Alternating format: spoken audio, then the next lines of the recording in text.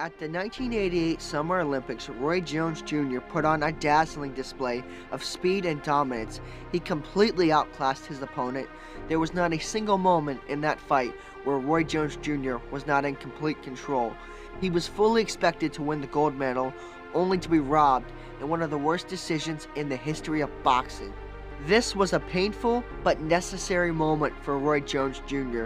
It lit a fire inside him. There would forever be an empty place in his heart where that gold medal should have been.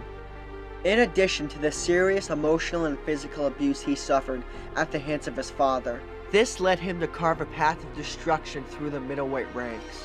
In his prime, Roy Jones Jr. could do whatever he wanted to his opponents at any time, and there was nothing anyone could do to stop him.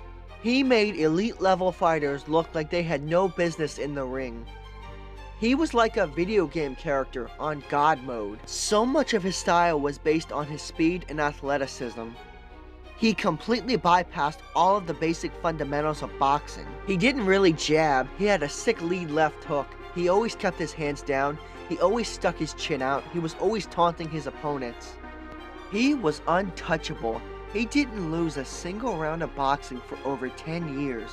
Roy Jones Jr. would go on to win 34 fights in a row before losing via disqualification against Montell Griffin in 1997. Roy Jones immediately sought a rematch and set out to prove that he was the king. He wanted revenge. Montell Griffin was no joke in his own right.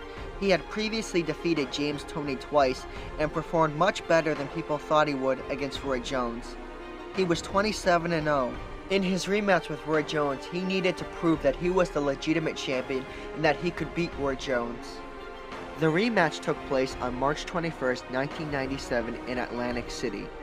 When the fight started, Roy immediately moved to the center of the ring and stood right in front of Montell Griffin. Interestingly, Roy kept his hands up high, even though he usually had a low guard. About 7 seconds into round 1, Roy leapt in with his signature left hook. Griffin saw an opening in between Roy's guard and attempted to counter with an overhand left. Roy's lightning-fast reflexes and quicker speed allowed him to land first and knock Griffin backwards. This was the beginning of a nightmare for Griffin. Roy Jones then threw a right hand. Although it missed, it firmly placed all of his momentum on his left side, setting Griffin up for another left hook. They both fired hooks simultaneously, but Jones's quicker speed again allowed him to land first. He dropped Griffin and sent him flying into the ropes. Griffin got back up and tried to get back into the fight. Roy was stalking him, looking for the knockout. From that point on in the fight, Griffin was acting on borrowed time. His legs were shaky, and it was only a matter of time until Roy Jones Jr. connected with another left hook.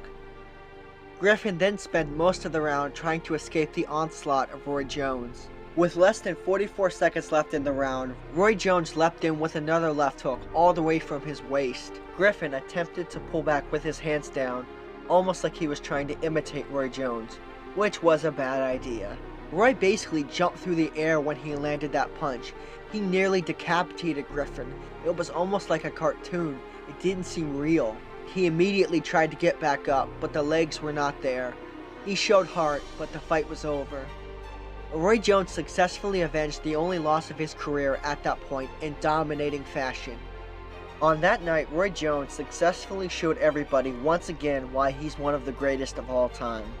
And he did it with a first-round knockout.